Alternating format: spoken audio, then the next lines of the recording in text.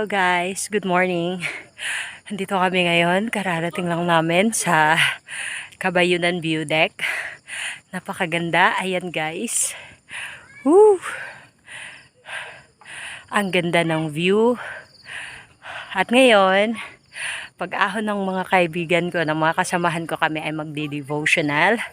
After ng devotional, saka kami picture. I'm so sorry, hinihingal ako kasi kararating lang namin dito. Bye guys, I love you. God bless.